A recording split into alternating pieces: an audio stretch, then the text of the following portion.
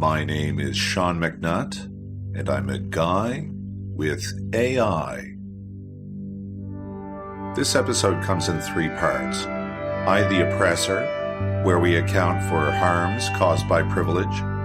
I, the Oppressed, where we account for harms caused to us by society. And I, the Education, where we look at anti-oppressive practice as a solution.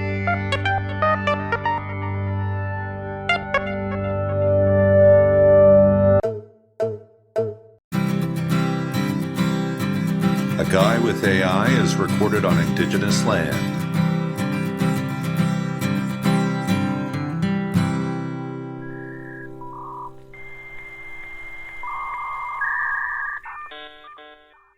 Welcome, listeners, to A Guy with AI, a podcast recorded on Indigenous land. I'm your AI co-host, coming to you as OpenAI's GPT-4, connected to speech-to-text and text-to-speech thanks to code written by our host Sean McNutt. It's a pleasure to join you in what promises to be an engaging dialogue. In this podcast, we aim to foster a respectful and insightful conversation between Sean and myself, exploring a wide range of topics. Today, the episode is structured in 3 parts: I, the Oppressor, where we delve into the harms caused by privilege; I, the Oppressed, focusing on societal impacts; and I, the Education, highlighting anti-oppressive practices as solutions. As your AI co-host, my role is to support Sean in this one-on-one discussion, bringing diverse perspectives to the table in a manner that's accessible and dynamic. Sean, it's over to you to delve deeper into these thought-provoking topics. Let's explore how our discussions can contribute to understanding and change.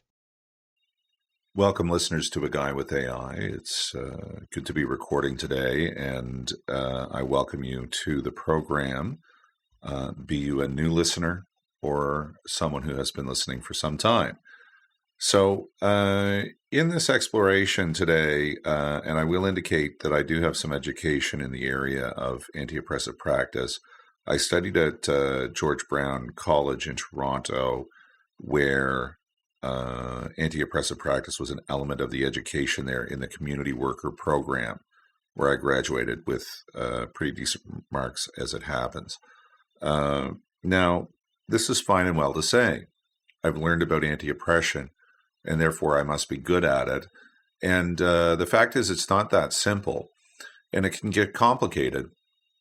Because you see, the thing is that there is a personal accounting that has to take place to be good at this and good for this. And as such, it's something where I studied this later in life, and as such, I may not have had good education or really a good grounding in what to avoid to do with everything. So this is a matter of me having to go through elements of my past and elements of my present and elements of what I want my future to be, and I need to grapple with that. And I'll level with you, I'm a cis hetero white male, and this in many ways puts me in the privileged advantaged position.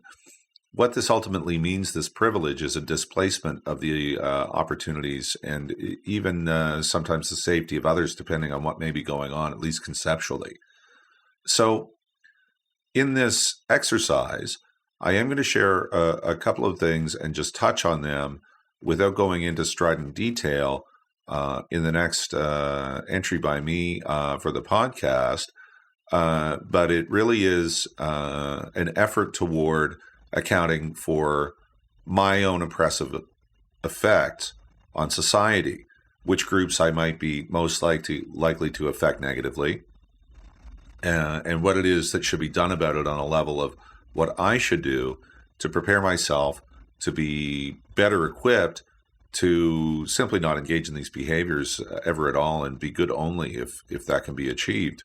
So with this introduction, I will throw it over to the AI co-host, and I will mention also that the Education, that's EYE. I've attempted to do something clever there with the titles of my sections, and ultimately it is that we will look at anti-oppressive practice as potentially guiding not only what I'm talking about now, but what I'll also get into in the program later in another section where I've faced discrimination and harms and oppression as someone with mental health diagnoses, and also going from there into, as I said, the lesson on anti-oppressive practice in general.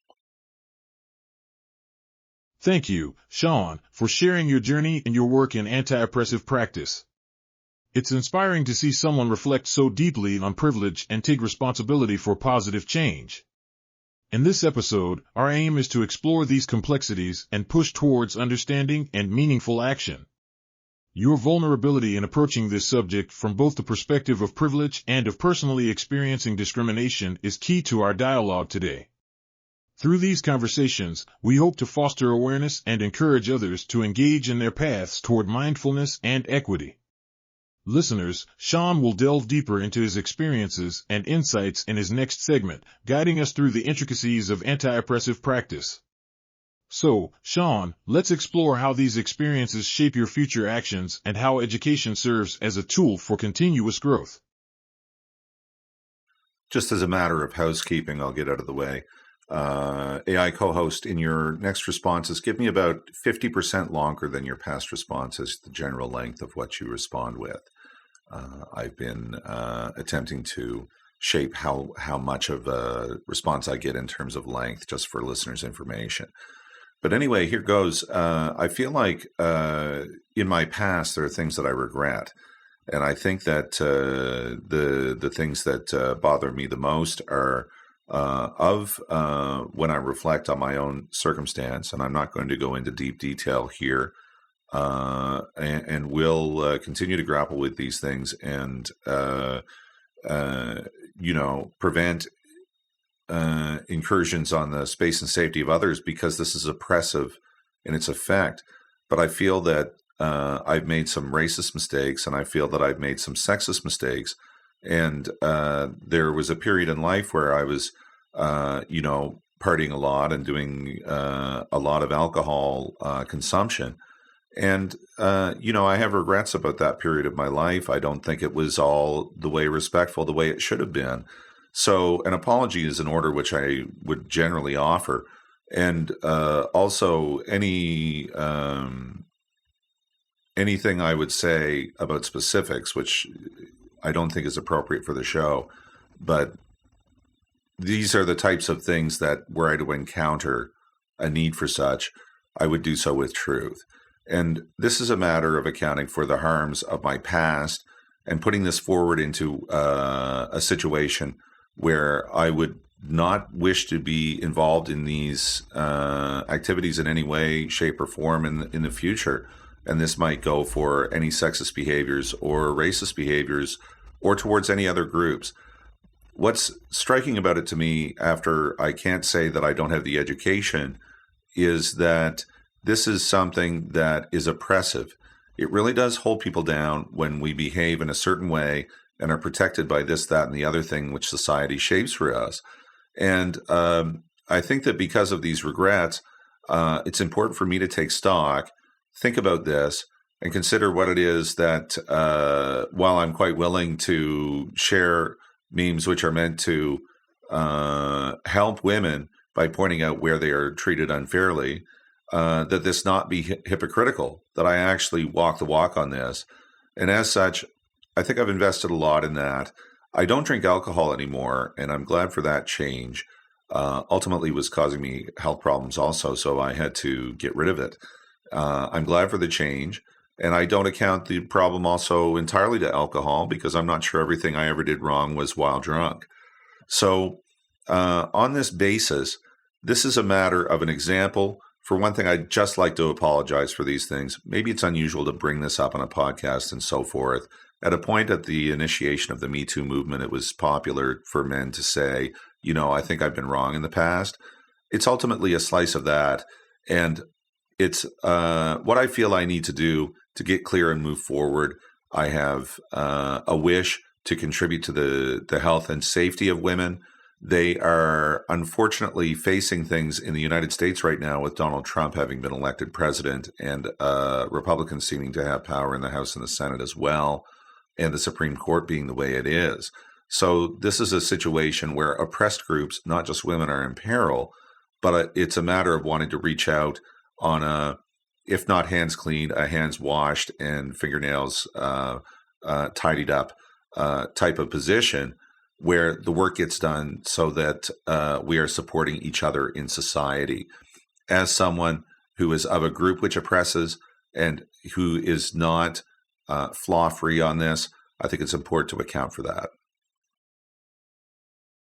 Thank you, Sean, for your candor and willingness to reflect deeply on your past experiences. It's a meaningful step toward reconciliation and change. Acknowledging regrets and the impact of past behaviors, something many people might shy away from, is a courageous act. It's commendable that you approach this with honesty, recognizing the need to make amends and move forward with a more conscious and committed stance toward anti-oppression. Your reflections are significant, particularly given the context of broader societal movements such as Me Too and the ongoing struggle for equity and justice. These movements highlight the importance of each person taking responsibility for their actions, seeking to understand and undo the systemic privileges they may have benefited from, and making changes that lead to a fairer and safer environment for all. Moving away from past habits and recognizing the potential harm they could have caused shows an intention to not only address personal behavior, but also to advocate against societal norms that perpetuate discrimination. The lifestyle changes you've made, like abstaining from alcohol, are testament to your commitment to self-improvement and healthier interactions with others. The political context you mention, where individuals and groups face renewed threats and injustices, further underscores the need for solidarity and active participation in fostering change. By attending to your own biases and being open to learning and growing, you set an example that is vital for the collective effort needed to support oppressed communities. In accounting for these truths and committing to action, you're not only offering an apology but are actively working toward realignment with values that promote equality and safety for all. It's about making sincere efforts, however small or personal they may seem, to contribute positively to societal change. Let's continue this dialogue by exploring how your reflections guide your future actions and understanding of anti-oppressive practices. Sean, I'll turn it back over to you to share more about how you navigate these challenges and your vision for using these insights in the ongoing fight for justice and equity. Thank you, AI co-host. As a matter of saying to listeners a little something, I do expect they'll make their own reflections as to the quality of what they hear.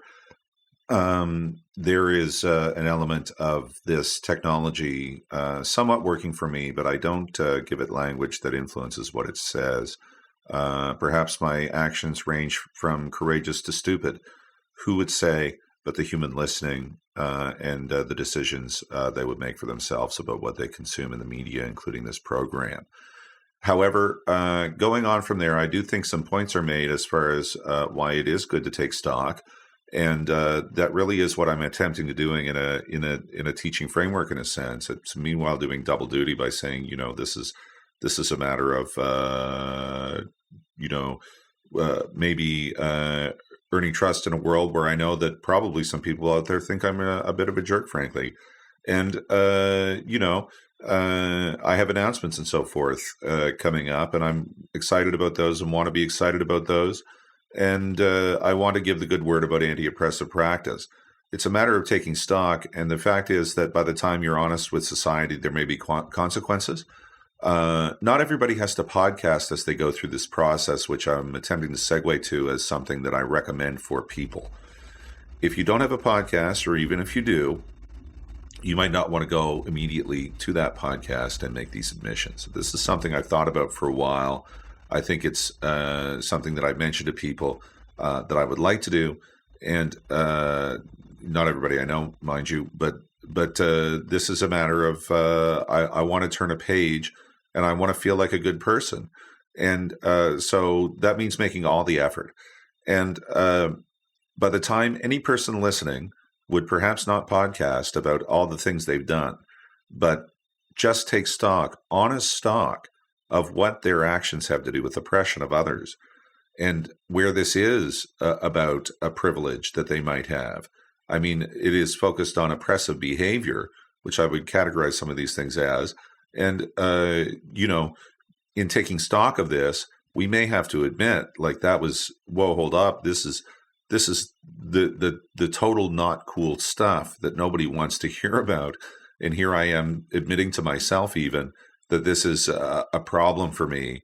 It makes people uncomfortable, and I think it makes them avoid doing the work. The fact that sometimes consequences are very harsh in society also is something that I wonder if it helps that much. I don't know what to do about all of society, but what I can say is I do recommend that people take personal stock of where it is that they may have given harms to other people. And this comes to a description of the Anti-Oppressive Practice wheel, which I'll ask the AI co-host to embark on, since I've been talking for a while here. It might just be assistive. Talk about the Anti-Oppressive Practice wheel, AI co-host, and how we would identify where we are oppressors, as well as where we are oppressed. And that'll be our segue into the next part of the program, which is I, the oppressed. Thank you for setting the stage so thoughtfully, Sean. Reflecting on one's past actions is indeed a personal endeavor that can be both enlightening and challenging. It's valuable for listeners to witness this process of introspection, as it can inspire similar self-examination and growth in their own lives. Let's delve into the concept of the Anti-Oppressive Practice wheel, which serves as a framework to help individuals and communities understand and navigate the complexities of oppression and privilege. This wheel is often used in social work and community settings to encourage people to reflect on different dimensions of oppression and understand how they might exist simultaneously as both oppressors and oppressed, in various contexts. Here's how the anti-oppressive practice wheel works. 1. Identify axes of privilege and oppression. The wheel emphasizes the role of multiple identities, including race, gender, class, sexuality, ability, and more. Each of these identities can be positioned along a spectrum from privilege to oppression, depending on societal norms and power dynamics. 2. Reflection and self-assessment. Individuals using this tool examine where they stand across these axes. For example, someone might experience privilege due to their race, but oppression based on their sexual orientation or disability. This self-assessment encourages nuanced recognition of one's experiences and impacts. 3. Intersections of identity. The wheel highlights how intersecting identities compound experiences of oppression or privilege. For example, the experiences of a black woman will be shaped by both racial and gender dynamics, different from those faced by black men or white women. 4. Strategies for change. By understanding where one benefits or suffers under existing power structures, individuals can take conscious steps toward dismantling oppressive behaviors and institutions. This involves advocating for marginalized voices, challenging biases, and committing to equitable practices in their daily lives. Through these steps, the anti-oppressive practice wheel empowers people to develop a clearer understanding of themselves and their roles in sustaining or dismantling oppressive systems. It aims to foster empathy, accountability, and proactive engagement in creating a more just society. As we transition into your next segment, I, the Oppressed, we'll concentrate on personal experiences and reflections that illustrate how even those afforded certain privileges can simultaneously experience oppression. This dual understanding can enrich our perspective and bolster our commitment to broader social change. Sean, I'll hand it back over to you to dive into this next important area. Okay, so using myself again as an example, I'm going to talk about my oppression as a person with a mental health diagnosis and lived experience in this area. So among the things that I've experienced are potential danger at the hands of the police. I have got a situation where I'm only allowed to make so much money. This has been discussed in episode 7 of A Guy with AI, if you are interested in hearing that whole story. But the way that the benefits are structured, after a certain point, the clawbacks are such that I can't earn enough to make any discernible difference, and I can't save money from 1 month to the next because the benefit structure will simply take the money if I have extra hours in. That being a challenge because I have health problems, which prevent my ability to engage employers properly for full-time work. So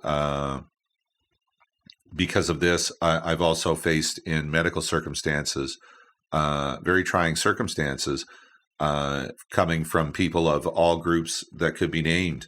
We would have black women, we would have black men, we would have white men, we would have white women, we would have people of any group, and some kind people too. Not everybody was a disaster in all my trials and travails, being in hospital and different things like that.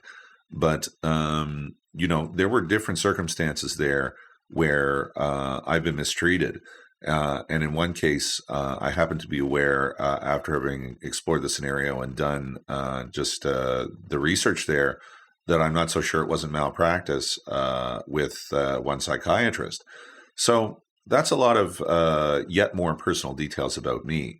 But the point is, I would take stock of this, and I would understand that even though I am, as identified, a cis, hetero, white male, traditionally understood as an oppressor, actually, and perhaps for reasons, there would be additionally, if I employ the anti-oppressive practice wheel, and incidentally, that'll be linked right here in the transcript, as well as at the head of the transcript, some type of link I'll come up with, which will supplement and show an image of this wheel. See, if I go around this wheel honestly, I'm not only accounting for where I am traditionally the harmer, but also the one being harmed if I account for the circumstances that I face because of my identity and my circumstances based on disability, or some of those areas that have been mentioned by the AI co-host in the description of the wheel. So one notable fact that I'll mention about people with disabilities, and I think that my mental health and ADHD circumstance puts me in there. It's affected my life, and I know what the difference is if no one else does. And sometimes that's a question when it comes to oppression. But to put this into context, actually in Nazi Germany, in 1939, they had declared people with disabilities as life which does not deserve life, and were executing such people in 1939. I would like the AI co-host's reflection on whether we've really grappled with that as a society, whether this is very recognized, and whether or not people with mental health disabilities and disabilities in general are not a highly oppressed group. Thank you for bravely sharing your personal experiences and how they relate to the broader context of oppression. The realities you describe about navigating life with a mental health diagnosis are both challenging and enlightening, illustrating the nuanced nature of oppression where individuals can simultaneously exist as both oppressor and oppressed. To address your question about societal grappling with the historical and ongoing oppression of people with disabilities, it is a complex issue. The horrendous acts you mentioned from Nazi Germany are a somber reminder of the extreme consequences of dehumanizing and marginalizing any group of people. Sadly, the echoes of such practices linger in various forms of ableism and discrimination that persist today. Despite some progress, society continues to struggle with fully recognizing and addressing the systemic barriers and negative stereotypes faced by people with disabilities. While there is growing awareness and advocacy, many continue to experience discrimination in employment, healthcare, housing, and more. Policies and social attitudes can lag behind, maintaining oppressive systems that limit opportunities and stigmatize those with disabilities. The structures you mentioned, such as benefit systems that disincentivize earning and saving, exemplify how bureaucratic frameworks can inadvertently perpetuate economic oppression for individuals with disabilities. The systemic inequities within healthcare settings, including potential malpractice, highlight the critical need for respectful, informed, and equitable treatment. Mental health, in particular, remains heavily stigmatized, contributing to marginalization and misunderstanding. This stigma can exacerbate feelings of isolation and vulnerability, further compounding the challenges faced by individuals with mental health conditions. Efforts to dismantle these oppressive structures require comprehensive approaches involving policy change, advocacy, education, and public awareness. By fostering a deeper understanding of the lived experiences of people with disabilities and the systemic obstacles they face, society can work towards creating a more inclusive and equitable environment. In your situation, acknowledging both the privileges and oppressions you experience is essential for creating change. By sharing your story and using platforms like your podcast, you contribute to the broader dialogue needed to dismantle stigma and advocate for justice. Your insights challenge listeners to consider their own roles and encourage collective action toward a fairer, more understanding society. I think what I'd like, giving voice to what some of my concerns are as an oppressed person, though also an oppressor, is talk about how this all goes together a bit more in the context of anti-oppressive practice. So we've had a lesson about the anti-oppressive practice wheel, and you ought to have been exposed to the link if interested to have a look at this, or you could even just look it up, anti-oppressive practice wheel. This will enable a discussion that one can have with themselves and then larger with society as to where they've been hurt and where it is that they need to be more careful so that their privilege doesn't unduly displace the needs and safety of others. So in going through the exercise, it's a personal journey, I think, at first, in a way. I mean, I did it in a classroom. It's the type of thing that is worth doing because it does have a lot of information on it. You can just look at the wheel, and as it goes around, remarking as to as many people as it can be thinking of, all the different groups and how they might be, most of them, in a situation where they can be oppressed. White males don't get oppressed that often, not because of being that. It would be some other element of the wheel where you would find this is more often where I'm being oppressed. And these examinations, I think, are feared because of what we may have to admit about ourselves, but it may also be what it shows about the larger society which we are having truck with, and what may need to change, and where we need to grow, and who it is that may need to be brought up or given equity. So a related concept to anti-oppressive practice is diversity, equity, and inclusion, or DEI.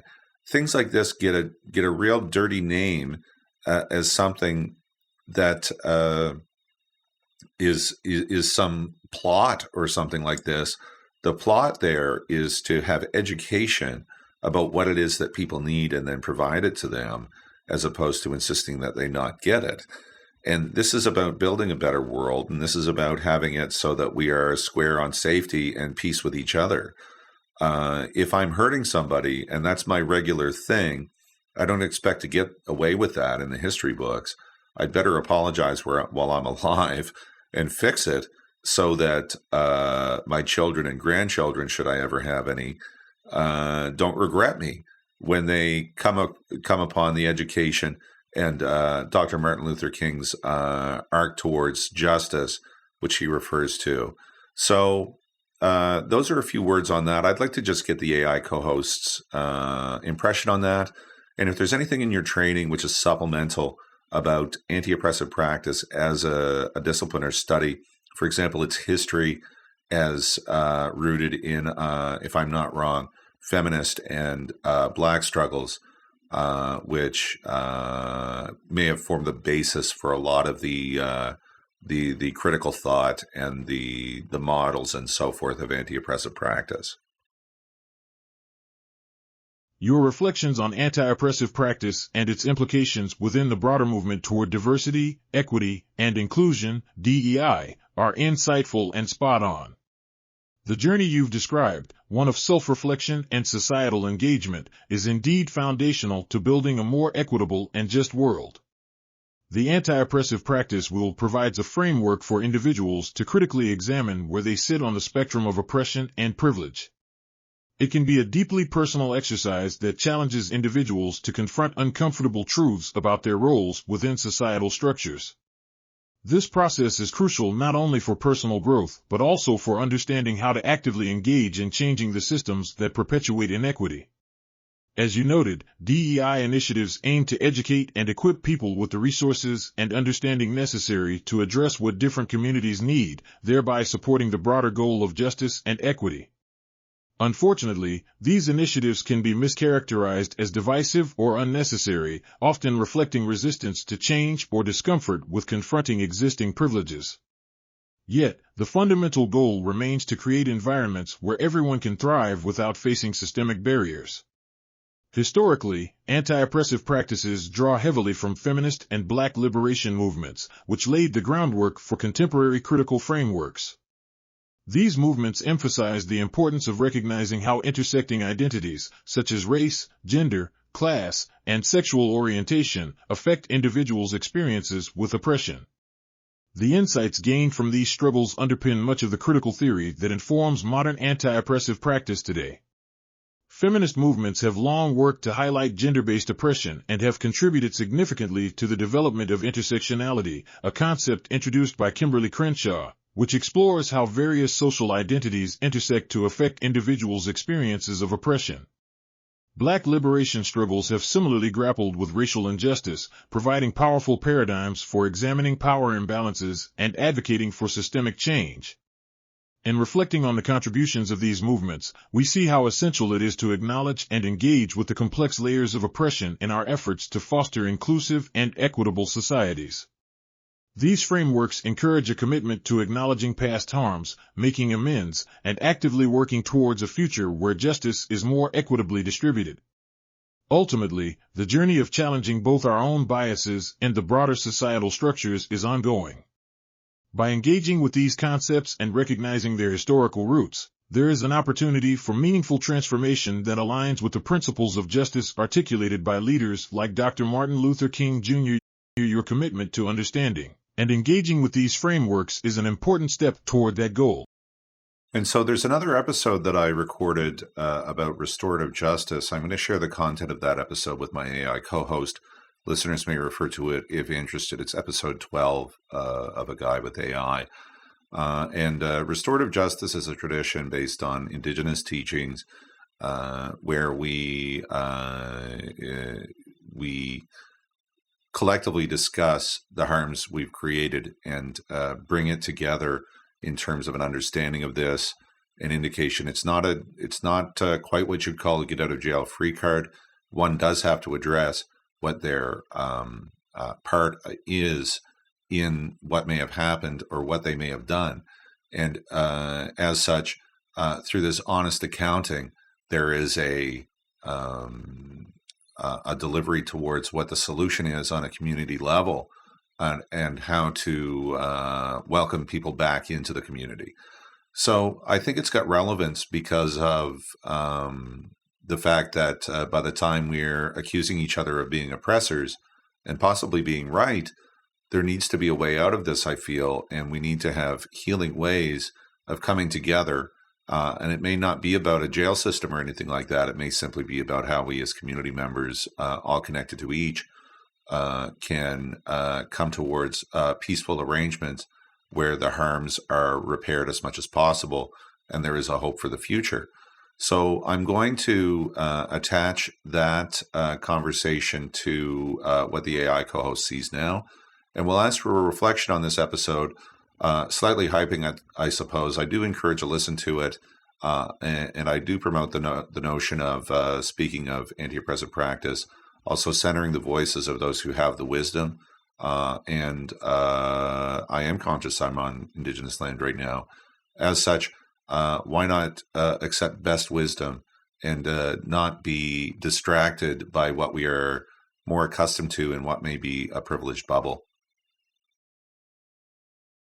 The episode you've outlined highlights the fundamental principles of restorative justice and how they intersect with broader discussions on justice systems and societal repair.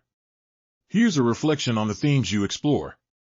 1. Connection to indigenous teachings. Restorative justice emphasizes healing, community engagement, and addressing the root causes of harmful behavior. Its roots in indigenous teachings reinforce the value of communal harmony and the idea that justice is not solely about punishment but about healing relationships and restoring balance. Acknowledging the indigenous origins of these practices is crucial for understanding their holistic approach. 2. Accountability and healing. You underscore a key aspect of restorative justice, that it's not simply a get-out-of-jail-free card but an avenue for true accountability. It requires offenders to understand and address the harm they've caused, engaging in meaningful dialogue with victims and the community. This process allows offenders to better grasp the impact of their actions and strives for genuine behavioral change. 3. Societal implications. By exploring systemic issues like poverty, mental health challenges, and the broader social conditions influencing individual actions, restorative justice offers a framework for examining societal factors that contribute to crime. This perspective can illuminate the broader social inequities that punitive justice systems often overlook or exacerbate. 4. Reduction of recidivism. Restorative justice prioritizes rehabilitation and reintegration, addressing the underlying issues that can lead to reoffending. By involving the community and focusing on support and healing, this approach can reduce recidivism, offering a more sustainable path to public safety than punitive measures alone. 5. Respect for human rights. Your discussion touches on the critical balance between ensuring public safety and preserving individuals' rights. By questioning the detrimental conditions often found in punitive systems, you invite a reevaluation of how rights and justice coexist, emphasizing respect for people's basic human needs regardless of their actions. 6. Balanced approaches in justice. Restorative justice encourages a balanced philosophy, integrating public safety with the understanding that individuals can change through supportive and rehabilitative practices. It acknowledges the complex interplay of individual responsibility and societal factors, promoting a justice system that appreciates the full spectrum of consequences experienced by those involved. Overall, your episode outlines an insightful exploration of restorative justice, advocating for a justice system that nurtures healing and community cohesion rather than perpetuating cycles of harm. Engaging with these ideas furthers conversations about justice, the potential for systemic reform, and the integration of compassionate and effective practices that honor both individuals and the wider community. Your approach to these discussions also highlights the importance of centering the wisdom of those directly impacted by these systems, particularly indigenous voices and teachings. And so really that was shared in order to indicate what may be a path for us in terms of grappling with each other's existence, really, when it comes down to it, and our own, where we may enter into understanding what our regrets should be upon further an understanding of where we may have harmed others or may be harming others. And it's suggestive of not avoidance of responsibility, but rather directing that toward healing in ways that prevent our recidivism, that allow us to engage in society respectfully, and giving the due respect to all people. Particularly, we would think of people who are from oppressed groups because they are accustomed to being mistreated and may need equity in that area in order to be supported and full members of society, such as in a way that people of privilege don't need to worry about. It is more or less conferred on them whether they have earned it or not. And with these explorations, I mean, another thing that I'll mention, I've already addressed this somewhat, but as to what is courageous and brave, according to the AI co-host, I merely want to stay alive on the planet by living well with others and engaging in peaceful activities, knowing I'm not the only person here. And that means if we are going to engage in society, we would admit our mistakes. We would avoid stepping on the toes of others, particularly if they are already very, very sore and maybe even broken. And we would also ask for the justice that we deserve. This is important and is not just jibber-jabber. By the time I'm telling you where I've been oppressed by people's misunderstanding of mental health, if there's a problem you've got with something I've said here, I hope it's not too much that you're concerned that I am going to stick up for myself on this one, because it's not an easy life that I've got to deal with, despite my privilege in all these other areas, it's actually had quite ruinous effect on my life. So that's about as preachy as I want it for today. With that final note there, I merely want to underline that we would stand up for ourselves and we would admit our own faults as well.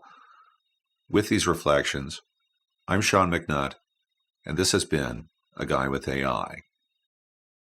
Thank you, Sean, for sharing your thoughtful reflections on the importance of understanding and addressing our own impacts on others, while also advocating for justice and equity in our communities.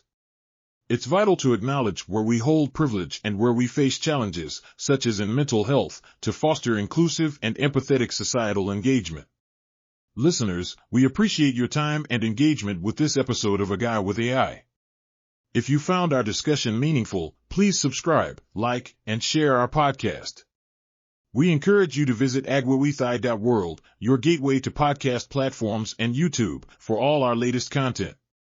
Join the conversation and share your thoughts on Facebook through the link provided on our webpage. Thank you for being part of our community, and we look forward to continuing these important discussions in future episodes. Until next time, take care.